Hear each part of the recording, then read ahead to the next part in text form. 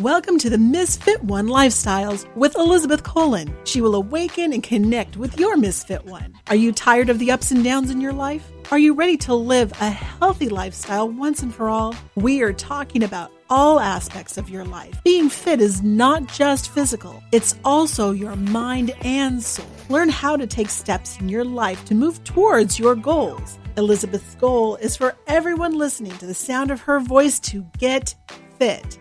Let's get focused, let's get intentional, and let's transform. Now here's your host, Elizabeth Colin.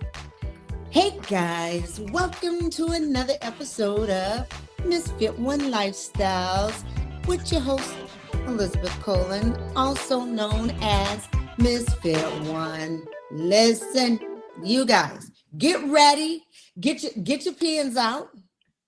Make sure you can sip your tea and just take in all of this wisdom that this wonderful woman is going to be bringing in. Listen, advocating for women to stop auditioning for their value. Yeah, I got your attention right now? Because that's what Miss Cherise Floyd is going to be talking to us about. How you doing? I am doing well. Thank you for that intro. Oh, you listen, that you are so awesome. I am so proud of you and what you have accomplished and all of that. And it's such an honor for me to be speaking with you today. So welcome to the show and thank you for taking time out. Yes, absolutely. I'm always happy to support anybody who's supporting women. So I'm there. Awesome.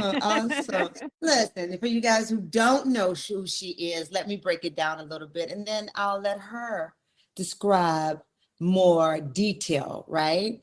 She is a speaker, an author, and a CEO of Witness My Life. I want to talk about that right there. I'm going to hit pause. Cherise, let's talk about your company. Mm-hmm. So you want to know where the name came from? And where the name came from. So it really was born out of a TEDx that I did a couple years ago, from a completely different context.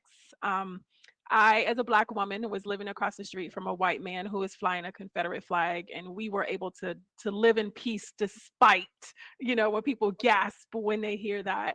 But as I was writing that TEDx, there was a line that I wrote that said, the most sincere and vulnerable thing that we ask of each other as human beings is, will you be a witness to my life? And after I gave that talk and the way that it was received, I realized that all of my work for decades has been about people declaring to others to witness my life. But at this point, we're not waiting around for permission.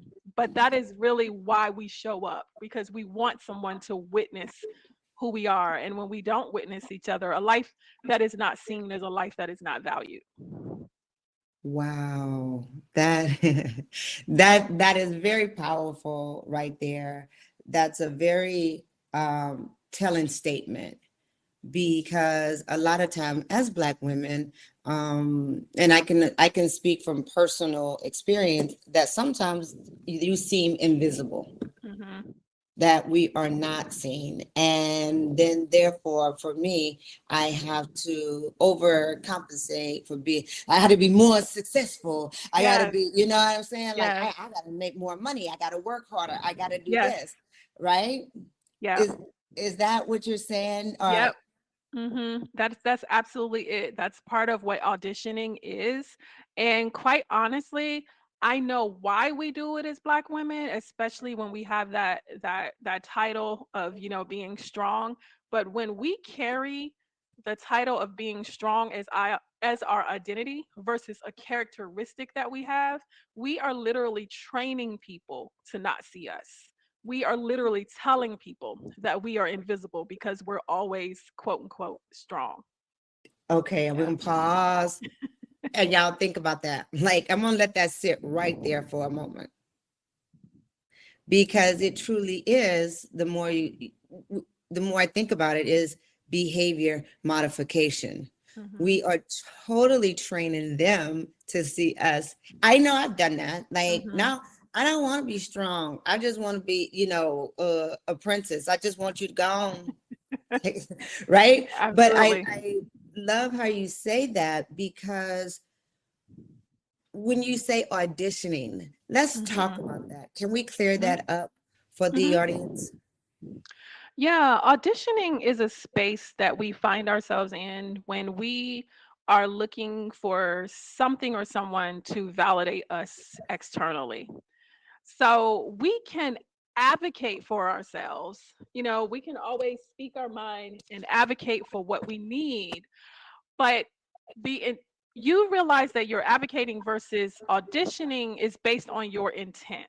And so if someone has, you know, disrespected you in some way, or you felt disrespected in some way, or if someone hasn't seen the value of who you are, we start auditioning. We start doing more. We start speaking up, matching energies, and all of that type of thing. That is auditioning, because now you're looking to change a person's perception of you, and there is no amount of performing that any of us can do to change a person's perception.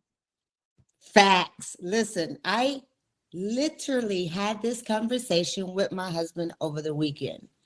My favorite song, if y'all listen to me, I always say is I Am Whatever You Say I Am Yes. by Eminem, Yes. because your perception is what you Hmm.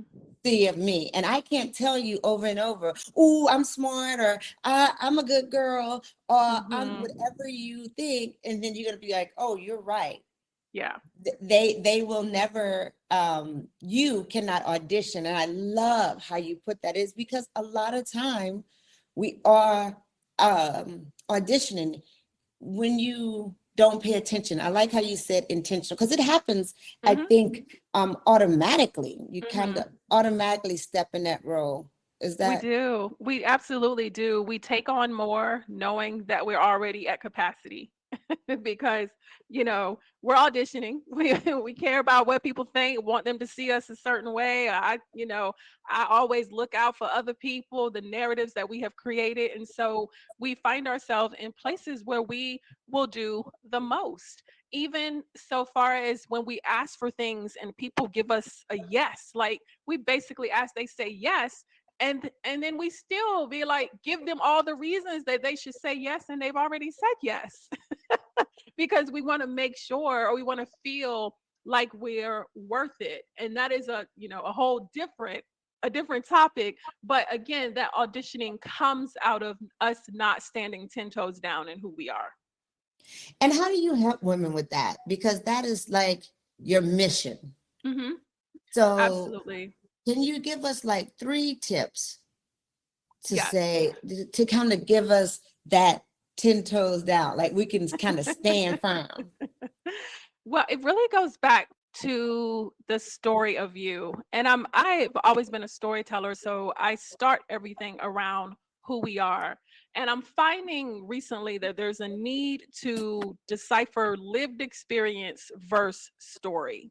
Because the Mm. lived experience is what you have actually gone through. The story is what you tell yourself about what it means about what you have gone through. And so this is where we get into spaces where we have had difficult times in our lives, and then we feel as if we don't matter, or we feel as if we're unworthy, and then we live a life in that kind of cycle of what we're telling ourselves. Nobody cares about me, I'm not important, all of that type of stuff, when basically it's just an experience, and it's an experience with a lesson. So in order to be able to stand 10 toes down, you got to be willing to actually see yourself for all that you are, every bit of it. So every lesson or every experience that you have had, look at it for basically what it is, and accept where you played a role. And when we are, our level of self-awareness becomes paramount. And when I teach women this, it's all about self-awareness, self-governance, and self-mastery.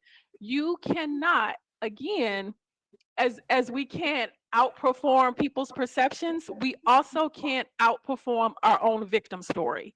And so if we stay in a state of being a victim, there is no story that we can tell until we are aware enough to be able to accept our role and realize that life is happening through you and it's not necessarily happening to you. Ooh wee, ooh wee, ooh wee, ooh wee, ooh wee, because that is so important. Awareness is so important, and the role of identity, the way how we identify ourselves, plays such a big role in what others think of us. So it goes, like you were saying earlier, to your reputation, Mm-hmm. right? Absolutely. Absolutely. Those titles that we take on around mother, wife, friend, lover, whatever your title is there, partner, Right. whatever, coworker, all of the professional, every single title comes with a set of expectations.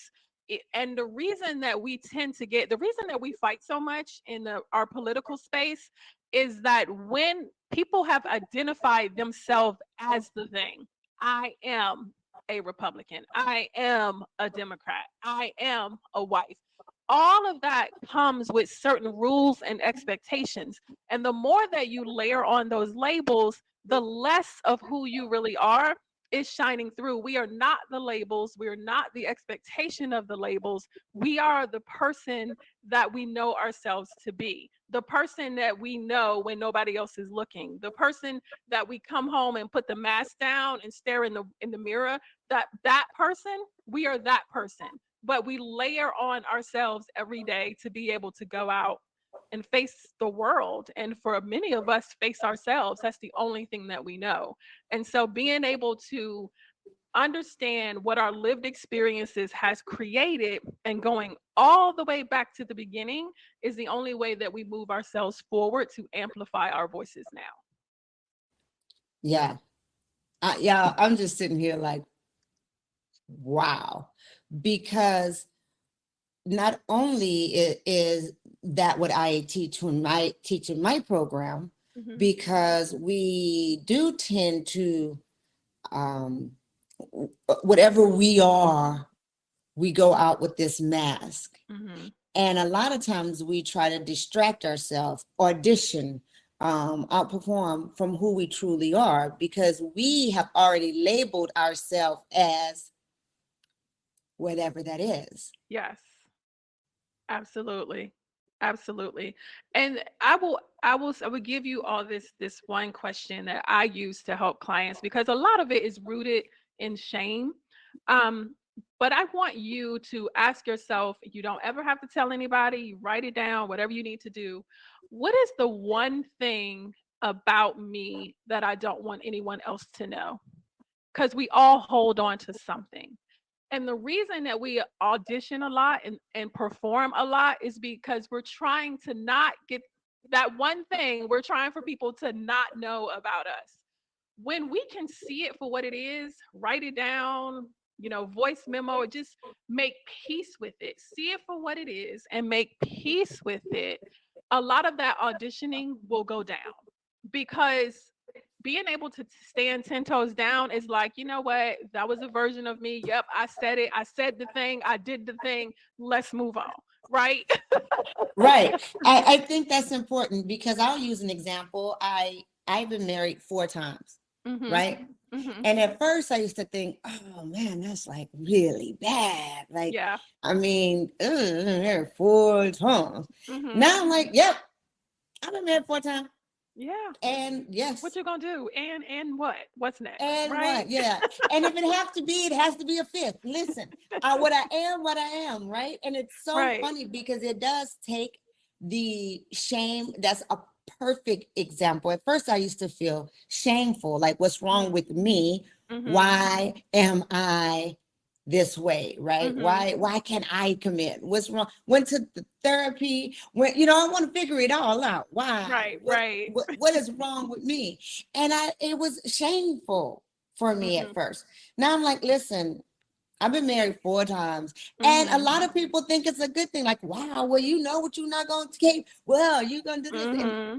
it takes it, and it has empowered me Mm-hmm. so much more. So I love that example. That question is so profound in how you perceive yourself, because you're Mm-hmm. trying to hide something in the closet that, and you don't want anybody to open that door, Mm-hmm. not even you. Absolutely. Exactly. Exactly. And for some of us, it might be more than one thing, but until you can make the peace with it, you're going to look at everybody else as if we're looking at you through that lens, but we're not, because it's your stuff and you have to make the peace with it. Right, Yeah. right, right. Now tell us, how can we stay connected with you? I am on LinkedIn every day. It's really the only social media website that I go on. So I am there under Sharice Floyd. Love to connect. My website is Sharice Floyd, and you can email me at Sharice Floyd. So Right, very right. easy. Yes. And what's great about you, Sharice, is that it's not this is something, like you said earlier, it's not something that you visualize, but it's things that you have lived through, Hmm. Hmm. right? Yeah. You spent 20 years in a nonprofit market as Hmm. a director. So, of communication, which is very difficult for an organization, Hmm. Yes. Yes. right? Let's Um, talk about that. Nonprofit world is a world unto itself. It is actually built on the premise of lack and overworking and burnout. And so there is so many things that happen within the space of nonprofits when we're talking about this idea of auditioning, and we're talking about not understanding our value, but being able to work in those environments and still tell stories and still communicate well and still raise money has been a huge portion of the work that I do. I know I can know that I know that I know that I know how to tell stories, and I know that I know that I know that I know how to work with women and how to help people see themselves in a way that they have only dared dream. And I always say that my superpower is that I see invisible people. um, I love and that. it really does, I really did hone that working in the nonprofit sector. Wow, let's talk about that again. I really want to go back to those invisible people. Hmm. What do Yep. you mean when you say I see invisible people? So I see, well, I will tell you this story that kind of got me to the point of even being on this podcast with you. And this is 20 years ago, actually, when I started in nonprofit world. This was actually going on in the background. So I was married to someone incarcerated. That was my shame at one point. And I felt like a supporting character in my own life. And I felt invisible in my own life. And it wasn't until I started telling my story where women like me started to come out and started to say, "Hey, you've given me permission," and started to be like, "Oh my gosh, I feel so much lighter." They just needed to see an example of someone. And so when I say that I see invisible people, there's probably not anyone on this planet at any point that has never felt like they weren't invisible. I think it's the lamest superpower of them all. It's No, but only it's only cool like in a horror movie type of way. But ooh, but when I say that, I've been very good at being able to see people and read people when they are auditioning. I can see when people are doing the most because they don't feel seen and heard. I can hear the things that people aren't saying. I do not know how, but it's like an intuition that I have where I'm like, okay. And if yeah, you think about all of the, maybe not all of them, but a lot of the discourse that we have in the world, a lot of it is built around not being seen. It's built around being invisible. All of the hashtags, all of the riots sometimes that we see, the social, and all of that is built around not being seen. And so it really just becomes important that when we allow ourselves to get out of our own heads, to step out of our shame and stand in who we are, we can show up, we can remove so much more of that and not wait for the world to shine a light on us, shine our own light. Yes, ma'am. Yes, ma'am. Listen, I asked that question because a lot of time people think of, I think of it like you, which is so funny because a lot of time they feel the invisible people are the ones that they think about, the people that's like really quiet or sitting alone. But to me, I see the invisible people are the ones that's being so obnoxious, being like, look at me, please see me. Hey, look Yes, at me, I can do backflips. Look at yes, me, I can do handstands. Look yes, at you, like we see you, boo. yeah, Like you don't have to audition. yes, I'm gonna be using that. You know, yeah. that's my new line. I Sharice, love I'm it. giving I you love it. all of that right now. There's no need to audition. I absolutely love it. Yes. You know. So let's talk about a little bit your new venture. Can we talk Hmm. about that a little bit? Absolutely. Go ahead. Tell them Absolutely. what you got going Um, on. so because I have always been a nonprofit and always been like a tech girl behind the scenes. So I started a new venture, which is AI Consultants for Nonprofits, where we help nonprofits integrate AI into their operations. Very proud of it. Built it as an agency model. There are 6 women. It's a women-led team of doing tech, going into nonprofits and training them on how to ethically and responsibly use this tool to help them create a bigger impact. And so I just, had the idea on a whim one day and just put it out on social media to see if anyone was interested. And I was really overwhelmed with the response and the quality of the consultants who have agreed to come on board and support this mission, all because we believe in nonprofits and we believe in each other. But more importantly, we believe in the idea of women collaborating to go farther together. Yeah, because they have that. Everybody knows about the good old boy system, Yes. right? Yes. So, kudos to you because a couple of companies just popped in my mind when you said that could be a good fit for you Hmm. because it's important to have the right software, the right system, Hmm. the right program in whatever you do, but especially in nonprofit, like you said, that people feel as though they work a lot Yes. for very little, right? Yes. We don't make money. It's not here to make money. It's just Yeah. I'm like, who Yeah. volunteers for that? Like Right? Like this passion does not pay the bills, but blah yes. blah blah. Yeah.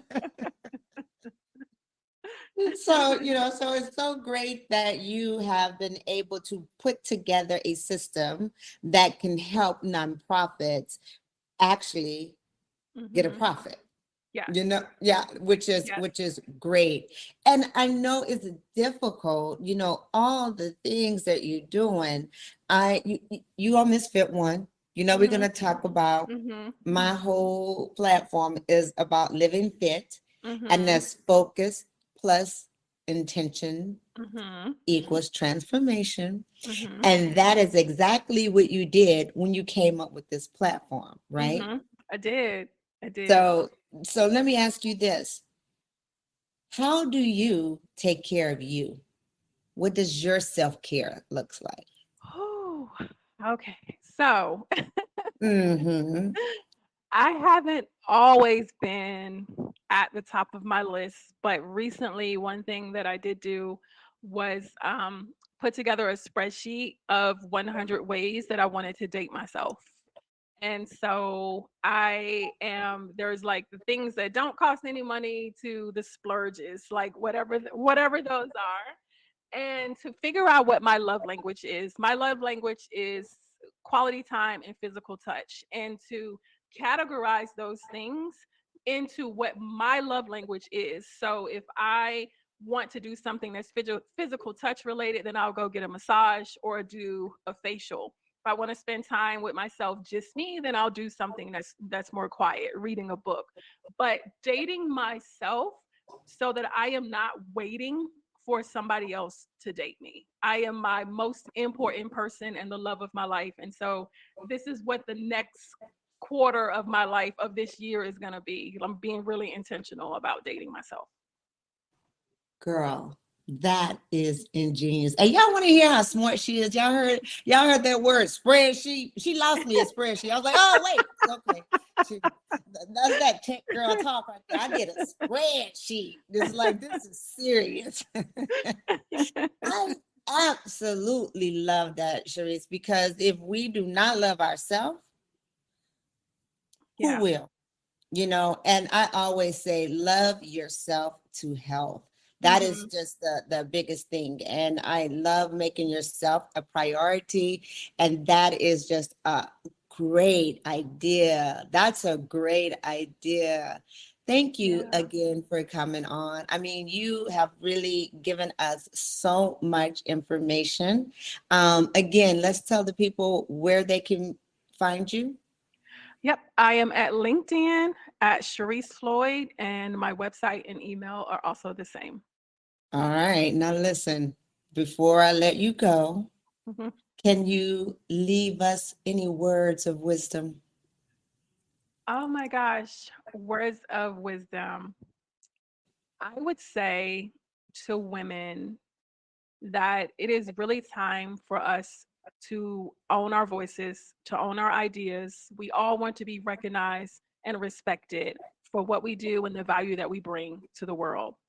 And your story and lived experience is the only thing that you truly own. And there is nobody else on the planet that can replicate that. And once you stand in the power of that, you truly have an asset that will help you command a premium salary and or position yourself for in-demand services. So with all of us together, it's time to end this unfortunate era where women are more seen than heard, and we have to be able to do it together. Well, sign me up, Sharice, sign me up. I'm ready. This is awesome. Thanks. You know, and guys, it's your girl, Elizabeth Colin, and I want you to live fit. I hope you enjoyed this episode of Misfit One Lifestyles. Listen, when you are fed up and sick and tired of living this stifled, overwhelmed, and overstressed life, and you're ready to live the fullest, richest, and healthiest life by gaining more confidence, more energy, and more clarity, living in your best self, you know what to do, right? Go ahead, go to my website, misfit1.com. Sign up for our online courses, Creating Healthy Habits, so that you too can live fit, focus, move with intention, and transform your life.